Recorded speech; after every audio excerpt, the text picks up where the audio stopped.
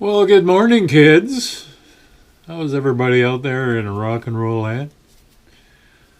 It is very good here. I am recovering from a wonderful rock concert last night in my hometown. We got the third show of the April Wine Triumph concert. They landed in our city a few days before the show and set up and did a lot of prep work, and had a buddy that was helping to tech at the show, and got to see him, which I don't get to see him too often. He's always doing sound for other projects and stuff. So, but he was just him and some of his crew were assisting the Triumph April Wine cruise. Anyways, so we're going to do a little review on this. First of all, my wife and I went to this show for a bunch of different reasons, but I'll just say that the main reason we went is because in our early years, when we were first together back in the late 70s, we went and saw Triumph, and it's kind of a nostalgia trip for us. So, irrelevant to anything else, that was important to us. And we had a great time. And took a bunch of photos and some video. Lots of people taking video. And we had a great time. So, secondly, I want to say my hometown came through in full force. If that show wasn't sold out, it was close. And they were noisy, responsive, everything you want in a rock concert. You could feel the vibe. It was all positive. So, 2 thumbs up there for the local community. And it was definitely a mixed age group. The young kids singing those songs, Vapor Wine and Triumph, and us seniors trying to relive our youth, seeing if we fit into those old jeans, which I didn't. I still have my hair, though. I notice a lot of people a little shy in the hair department, but that didn't make them any less the rockers. So, anyways, let's get down to the nitty-gritty. First of all, I watched the first 2 shows from Florida of April Wine and Triumph. And I will say this right off the bat: improvements by both bands. Each step of the way, each show, things got better and better. I'll tell you a little bit about this arena. It is not like the first 2 shows. It's basically a hockey arena. And one of the reasons I think we got this show is because it's a newer building and the trussing is user-friendly to all these hanging PAs. Flying rigs, I guess they call them. Anyways, so that's one of the reasons why we got the show. Triumph and April Wine always did good in the city anyways, where I live. So it's great that they started the Canadian version of the tour in our city first. So definitely appreciate that. So right off the bat, I will say this. They brought a lot of PA. That was probably overkill. for this venue, but they definitely had headroom. So April Wine. April Wine,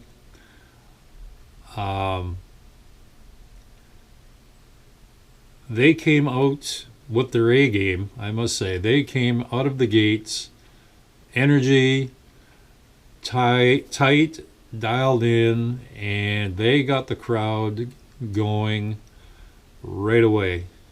Starting off with their hit, Ooh What a Night, that Fireball thing, that just sent the place nuts, because everybody knows that song, that Canadian classic.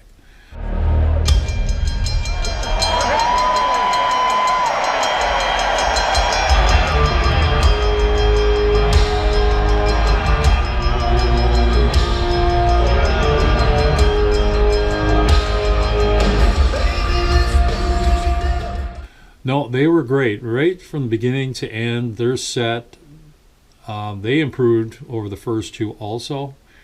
I don't know if it felt like home base to them. I don't know, but they were dialed in and they set the pace for the entire show moving forward. And the crowd went nuts for every single song for April Wine. Their mix was pretty good. It started off, I found, I was on the floor section, mid-floor, dead center, and I have specially made earplugs. I'm a musician, so I have these specially made ones that dial off. You can put these filters in. They cut 15 dBs, and you can change the filters and cut off 25 or 30 dB. I stuck with the 25s for this particular show. I figured there was going to be some horsepower behind the BA. I found just out of the gates, the lead guitar had a frequency there, just ripped my ears for a bit, and then they dialed it in, and everything smoothed out.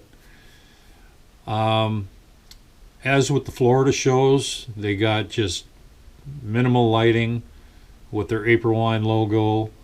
And you know what?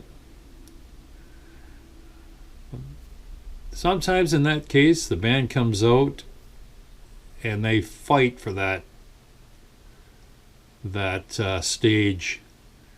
Even when you're just given minimal support from lights and sound, they definitely had good sound for their set. It was really balanced from where I was sitting. Others might have a different view on it, but from the floor where I was, I could hear everything fine. Backing vocals, and definitely the lead guitars and stuff. So, arenas still have that echo that drives me bananas, but with the earplugs that cut out a bit of that high end, that rebound. It was definitely good for me. So the crowd went nuts. I have nothing bad to say. They did a great job. And even though they weren't the original lineup, Miles is sadly in the heavens now. The replacement singer did great. There were some people that want a Beatlemania type thing of their favorite bands. They want, not only do they want people to look like who was the original guy, they want them to sound like it. They want the Beatlemania thing, where it's like every Beatles clone band has to sound like the Beatles. And I understand that to a degree, but the first things first is the music. Do they do it justice? No, I'm not one for the clone band thing, but they did a great job. You probably wouldn't see bar bands do it as good as they did last night. So I was definitely enjoying the entire set of April Wine. And while I miss the original lineup, that will never be again, they did a great job to carry on that music. And the crowd responded. There's no denying it. They loved it.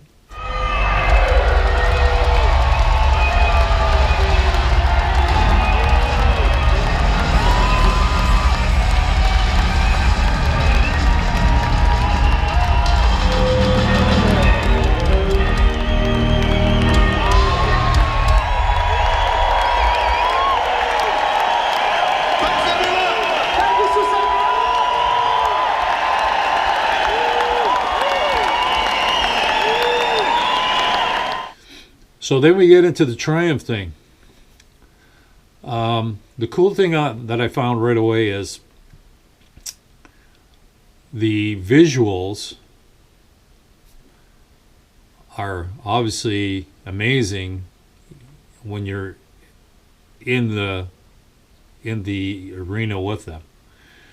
You don't get that same effect when you're watching it from a computer monitor on the internet, watching these shows from Florida. So being in the show where it's taking place, the visuals were very, very amazing. The layout was different than the two Florida shows. The arena is not wide enough for two screens on either side of the stage. So they had the main screen in behind, same as the Florida shows. But what they did, instead of going a monitor on right and left, they brought the two screens mid arena and one a little bit further. So I could actually, where I was sitting, I could see both screens along with the main one behind the band. So it was kind of neat. The one weirdness is the data between the cameras and the stage and the audio was out of sync, and it's like a lag in the signal. And because I do a lot of videos here where the camera might be distant, you have to offset that when you're doing a video. But in a live situation, I don't know how that's even corrected. I don't know the technical side of it. I know when I do it, I record video with audio, and then I record a separate audio track. So I end up muting the camera audio sometimes to adjust a little bit by moving the audio track around to make it click better with the video. Hard to explain. What I'll just say is it was slightly out of sync, so watching the screen could be annoying. Hearing the audio and the echo in there and not being in sync with the video. That's not a bad thing, and it's not a technical thing, I don't believe. It's just the way it is in some places that aren't acoustically designed for concerts, like hockey arenas. Right off the bat, the band came out. They played the same set list from the Florida shows. Way better. Out of all the shows, they came out of the gate way better than the first two shows in Florida. Dialed in. Everybody was more confident, and it just set the pace.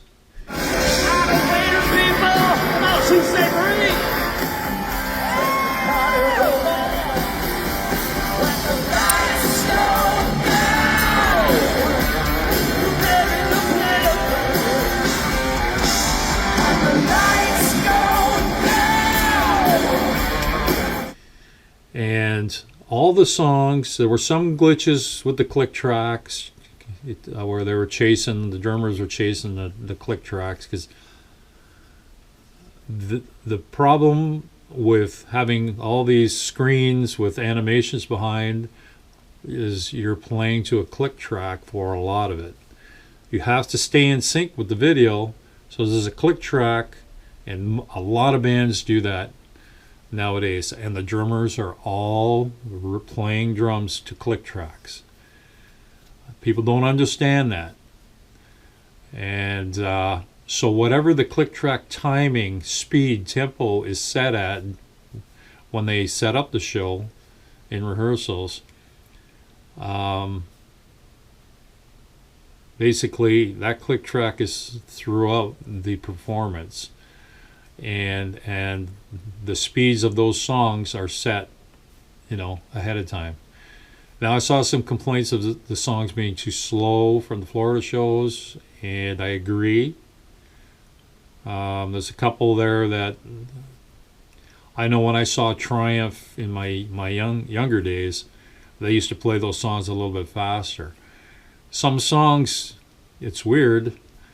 The album version is great, but in a live situation, moving a tempo up a smidge gives that more energy. Sometimes if you play the album speed, it lags a little bit. It's a preference of taste and how the guys want to do it. But I think the opening song speed was increased from the Florida shows. And I wish they would do that with Lay It on the Line. Just a little bit. It needs to be a bit faster. So somebody posted on my review of the Florida shows and mentioned that, so I agree there. I agree with that person that made that observation. And it felt like they adjusted the opening song. So,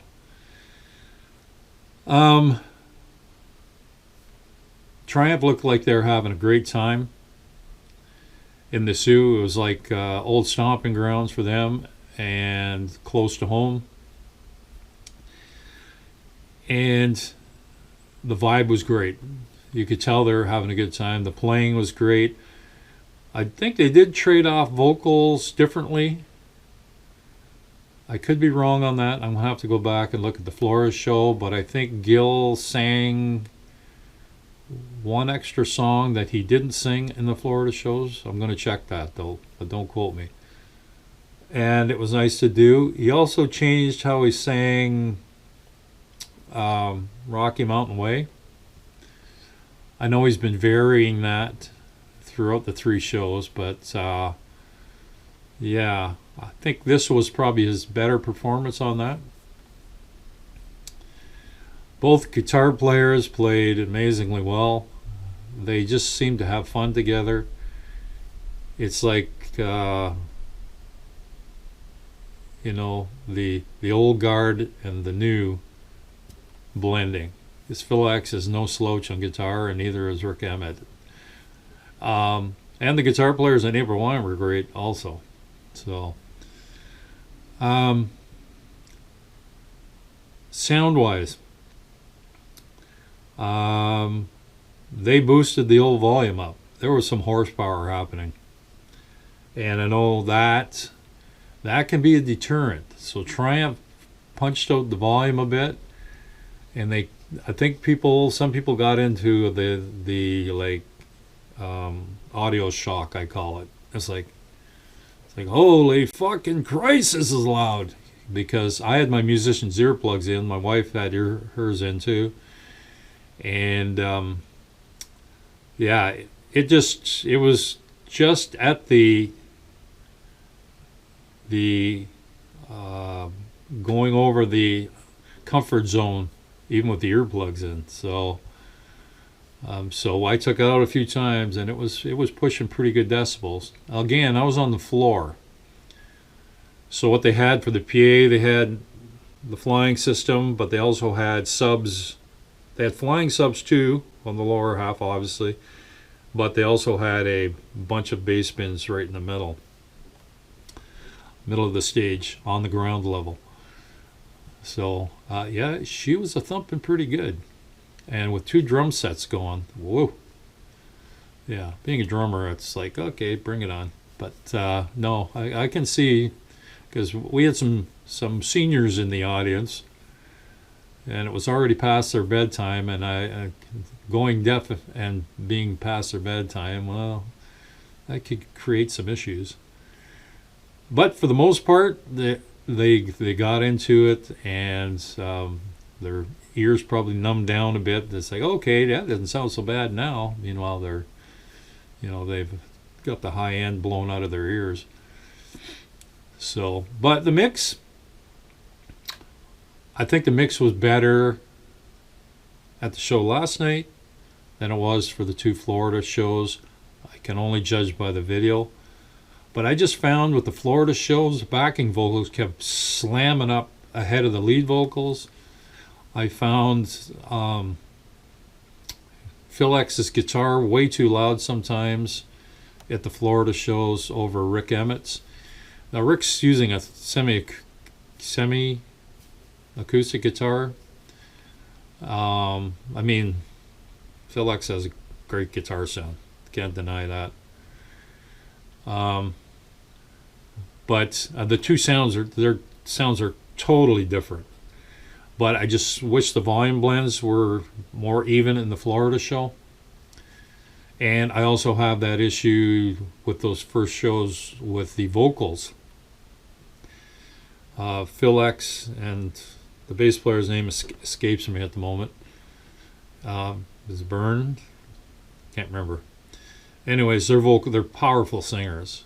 So, and I was hoping there would be a little more balance there, a little between all the vocals. So we got that at this show for the most part. Those kind of things were getting worked out.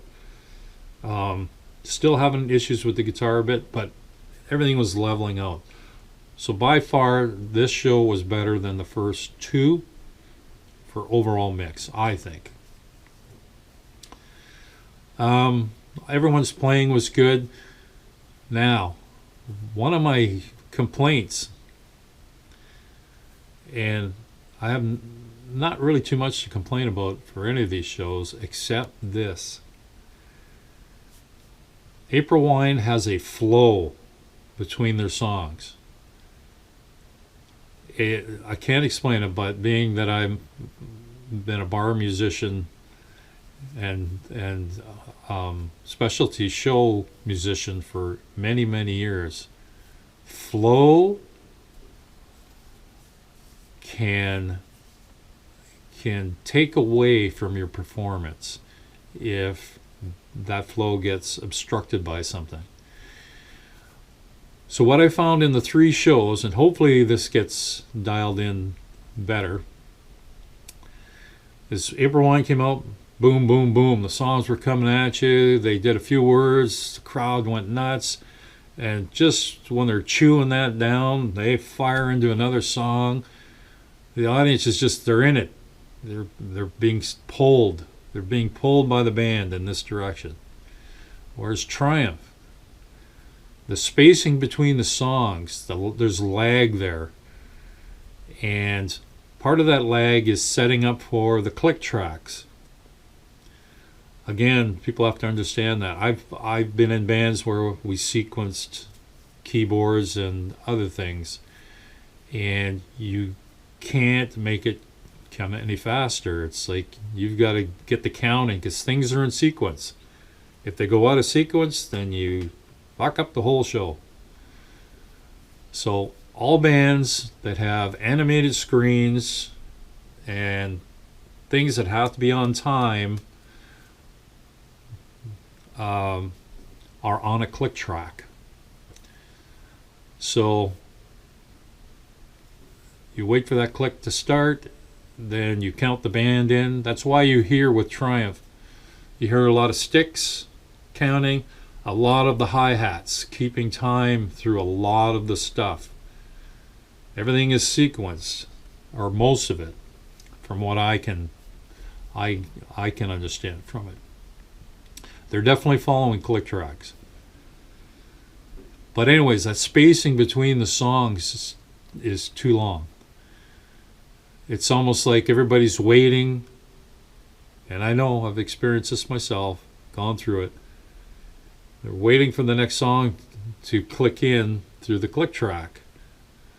So it's a chain reaction. The drummer gets the message, the click, click, click, to start the song. He then cues the band with the hi-hats in. Then the band goes. But that lag has got to be shortened. I think if they shorten that stuff, the energy will be maintained. Because there was a couple of times where it was like, this is way too long. Not being picky, but I could watch and feel the audience. If you compared the first band then to this with the lulls, I mean, the crowd's just not going to maintain the same emotion, for a minute and a half. I mean, it sounds nitpicky, but you really do notice it. My only real complaint was that's got to be tightened up a bit.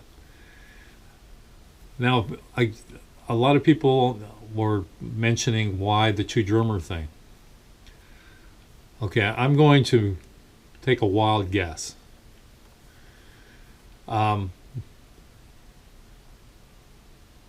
Because all the early Triumph stuff, for all their special effects and stuff, were not done to a click track. There was someone physically doing that at a board. But now, a lot of these videos, you have to play to a click. Back then, I don't believe at all Triumph played to click tracks. Even for the 2008 Swedish Rock Festival, I don't think they played the click tracks. Now they're playing the click tracks. For a drummer that's not played to a click track live through all those years, to all of a sudden have to be reined in by technology to have every song animation, because every song had some kind of animation going on. You have to redesign your playing to get used to playing to a click track for every song live. And I think the learning curve on that might be that, well, because Gilmour had to sing and play, that maybe it wasn't maybe he couldn't get it tight enough or needed more time at it. But I'm assuming that's the catch here. So having the second drummer as a reinforcement was probably a great idea. Two drummers sound great together. That sound, especially if they're playing tight together. Other bands have done it, 38 Special, Allman Brothers.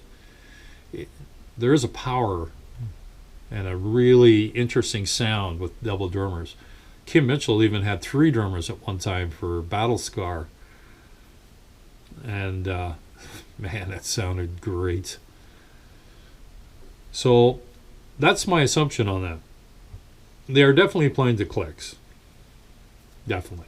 So you can argue that all you want, but having played with sequences before, I can see it. And I know a lot. I learned a lot from that stuff by different drummers who actually do it. Gavin Harris at Porcupine Tree enlightened me to how things are connected with the video screens. Very important in today's music to have that visual. So that's one of the reasons, and it's great that the second drummer, he plays keyboards. And I didn't notice at the Florida shows that there was also a secondary keyboard behind the bass player, where he would the drummer would go up and play the keyboards. He did that in the Sioux, where I am, but he didn't. I can't remember seeing that in the videos from Florida, so I'll have to go back and view that. He does have a keyboard beside the drum set, like here. So he'd be playing drums here, and then go to keyboards here. So, yeah, so I really thought they improved over the first two shows. No beef. I enjoyed the show. I was there in the heyday where, I mean, Rick Emmett never stood still. He was jumping on the speakers, running up on the drum platform. He was everywhere. Well, he's in his 70s. And if you went to that show to see, 1979, with that middle section of No Triumph cut out to present day, expecting this to go right to that, you're an idiot. Come on. It's just not going to happen. So the vocals change, and you just can't move like you used to. And that goes for drummers too. So only a handful of drummers I've seen in their later years can still maintain what they had when they were younger, Buddy Rich being one.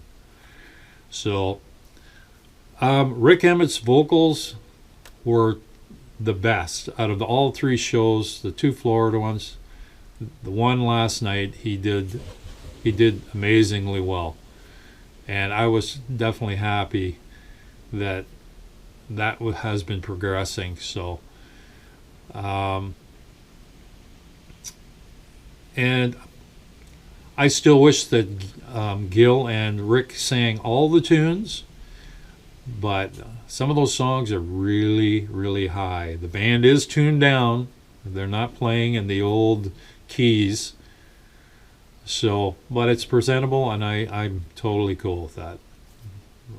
My bands do that all the time. So, different guitars for different tunings. Yeah, it's just a fact of life as a musician. Yeah, you'd be surprised at how many bands nowadays play in different tunings. So it's a lot of guitar changing. But as for the April Wine, to be honest, I can't remember, but I think they were tuned down a smidge for most of it. But if not, they still sounded good. So that's the scoop. I have gone full circle with Triumph and April Wine now, and no regrets. And I had a great time.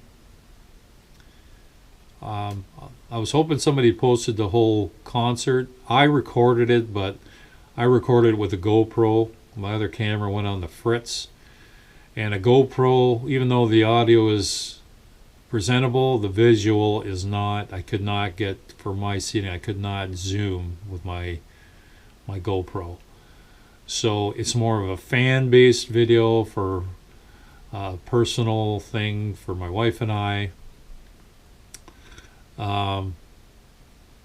And I might post a few videos just for the fun of it, but yeah, the GoPro I have just did not cut the mustard for the visuals. And it seemed to get frustrated at times by all the blinking lights, so you can't really see images too clearly on stage. But the whole aura of the audience, yeah, it gets fisheye lens of that, and it's phenomenal. But I'm gathering as much video as I can from that show. I wish people would actually film an entire song. Please film entire songs. I cannot stand 15 seconds and 24 seconds of a great performance. Like, why? Why even videotape that? Do a full song. Make the world happy. Make Glenn happy. Make me very happy by posting a complete stinking song. So if you were at the show, I know there was, I live in a border town, so we had people from the U.S. come over, and we've had people travel into the Sault from Canada also to see this show. It was great. It's just a nice melting pot of rock and rollers. And got to meet some friends I hadn't seen in years, and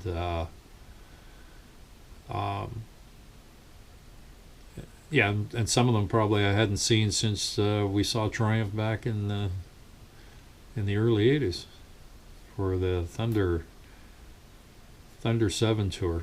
Yeah, so it was great to see all these folks, and everyone seemed to be well behaved, and I know I was. My wife was. So that's my review on it. No complaints. Enjoyed it. Hope everybody else had a good time. Looked like it. Nobody was running for the door. They were all there enjoying it. So, peace.